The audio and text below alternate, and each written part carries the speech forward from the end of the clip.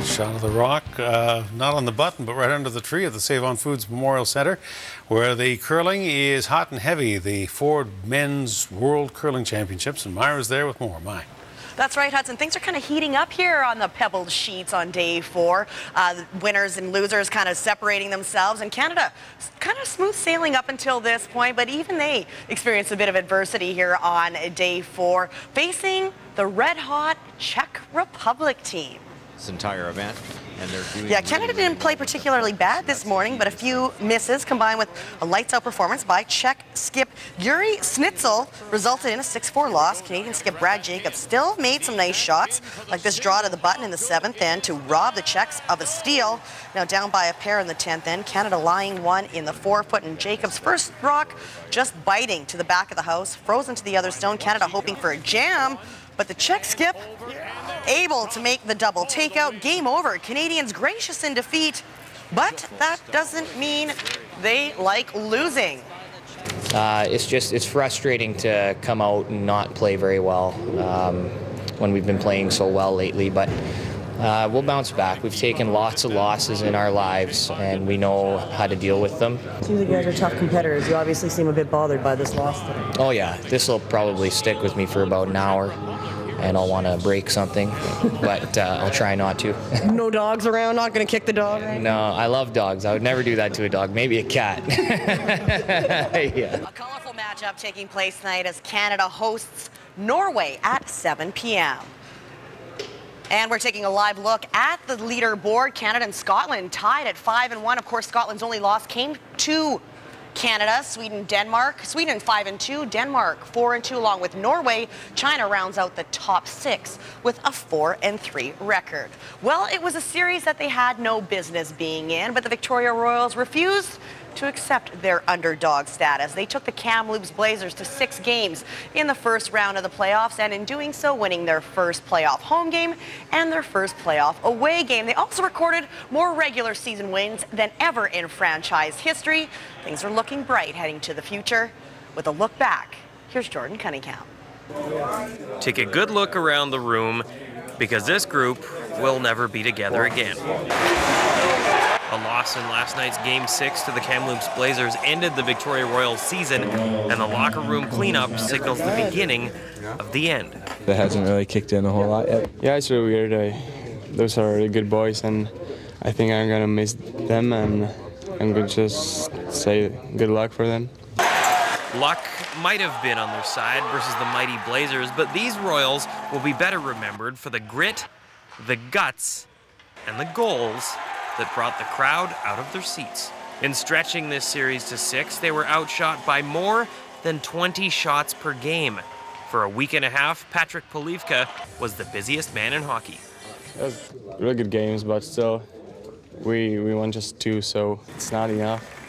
Injuries to top scorer and MVP Alex Gogolev, captain Tyler Stahl, and spark plug Brandon McGee turned young players into main players, like Brandon Fashini.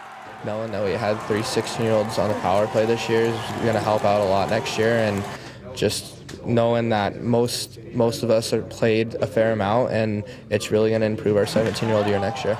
Big game experience is something you can't teach, and Royals rookies are suddenly rich with it. And sure enough, they didn't disappoint. And you look at the development through from the start of the year to where they finished. Hey, we got to be real proud of our young guys. He didn't hit the score sheet last night, but Crooks leaves as the team's all-time leader in playoff goals and points. There's a lot of guys here that are very capable of breaking those pretty quick. Skating off the ice for the last time, Crooks is sure of one thing: there's hockey in his future. Whether it's at university or you know, pro, but it's gonna be. I'll be playing hockey wherever I go.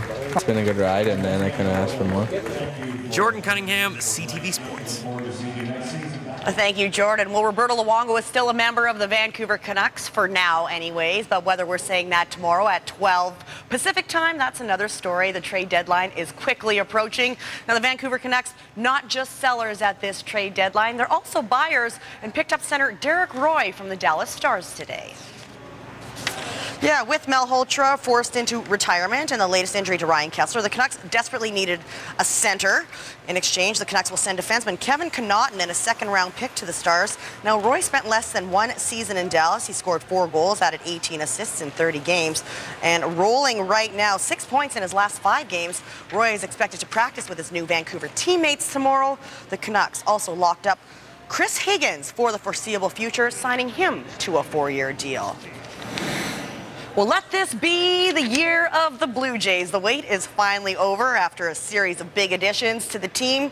The new-look Toronto Blue Jays are underway against the Cleveland Indians in their first game of the 2013 regular season.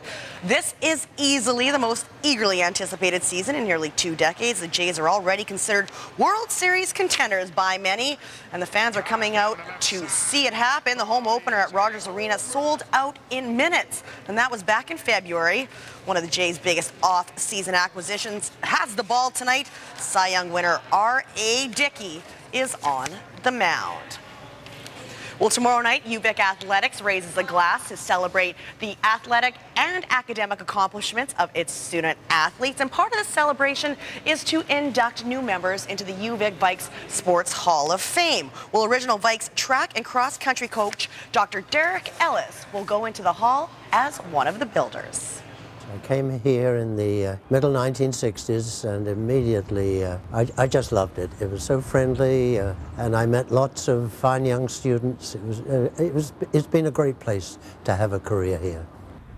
I met up with these guys running around the campus, so I joined them, and gradually it became apparent that as a prof I could get them recognized as a university team, and that I think was the most important thing that I've done for UVic.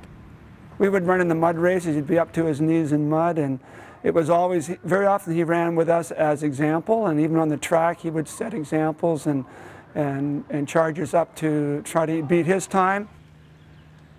I had an unorthodox system. Because I was still pretty fit, I'd train with them. So during the slow intervals, I'd work my way up to the front of the group. Now, if you are 19, early 20s, and there is a 40-year-old prof running with you in the fast intervals, there is no way you are going to allow him to stay in front of you. And those guys worked hard to get in front of me during the fast intervals.